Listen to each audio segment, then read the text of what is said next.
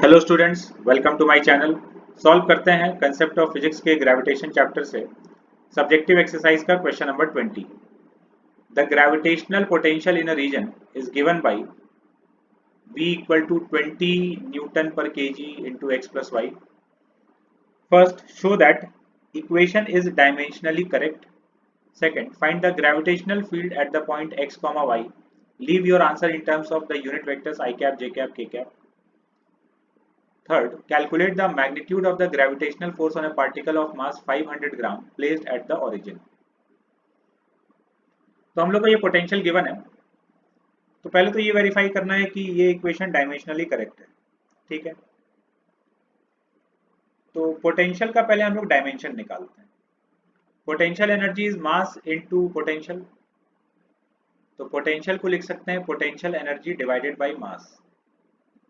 तो dimension of potential is dimension of potential energy upon dimension of mass. Dimension of energy ml square t minus 2 energy का dimension है ये, और ये mass का dimension m। तो पोटेंशियल का डायमेंशन हो गया l स्क्वायर t माइनस 2। ठीक है, अब यहाँ ये जो एक्सप्रेशन दिया है इसका डायमेंशन भी यही आना चाहिए। तो ये दिया 20 newton per KG into x plus y. तो potential of v dimension of v is dimension of this quantity 20 newton per KG into dimension of x plus y. तो न्यूटन फोर्स हो गया, इसका dimension mlt minus 2, KG mass का unit हो गया, तो इसका डायमेंशन m माइनस 1, और x and y are length, तो इसका डायमेंशन हो गया l। तो यहां से भी डायमेंशन आ रहा है l स्क्वायर t माइनस 2, मतलब इक्वेशन डायमेंशनली करेक्ट है। सेकेंड पार्ट में हम लोग को ग्रेविटेशनल फील्ड कैलकुलेट करना है। पोटेंशियल गिवन है 20 इंटू एक्स प्लस वाई। तो जब भी पोटेंशियल x, y, z इनके टर्म्स में दिया है, तो ये हम लोग ग्रेविटेशनल फील्ड इस तरह से लिख सकते हैं। ये फील्ड का फॉर्मूला है जो हम लोग को याद होना चाहिए। G vector equal to minus of del v by del x i cap, del v by del y j cap, plus del v by del z k cap.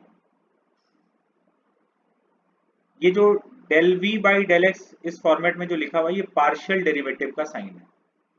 Partial derivative का मतलब ये है कि जब हम लोग x के respect में डिफरेंशिएट करते हैं तो yz कांस्टेंट है, y के रेस्पेक्ट में करेंगे तो xz कांस्टेंट है, और z के रेस्पेक्ट में करेंगे तो x और y को कांस्टेंट की तरह ट्रीट करेंगे।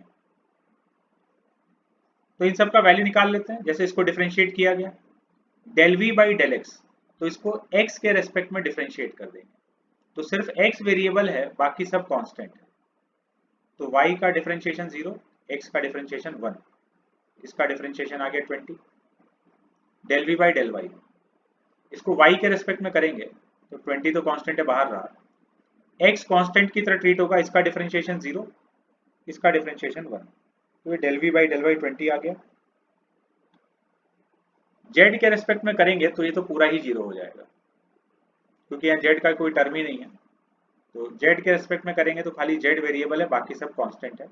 तो del v by del z का वैल्यू अगर हम लोग लिखते हैं तो वो 0 है। Del v by del z equal to 0।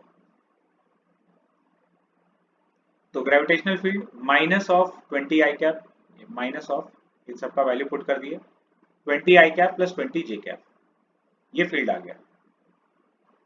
Field constant है, एक्स वाई वगैरह पे डिपेंड नहीं कर रहा है। नेक्स्ट पार्ट में हम लोग को बोला है कि एक पार्टिकल है 500 ग्राम मास का, मतलब 0.5 केजी हो गया, ओरिजिन पे रखा हुआ है, इस पे कितना ग्रेविटेशनल फोर्स लग रहा होगा। तो gravitational force is mass into gravitational field.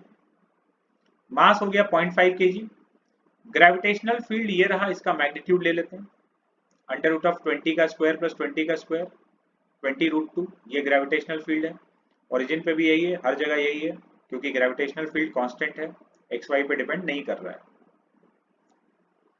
Mass 0.5 kg, gravitational field 20 root 2, mass into gravitational field, तो फोर्स, ग्रेविटेशनल फोर्स आ गया 10 रूट 2 न्यूटन।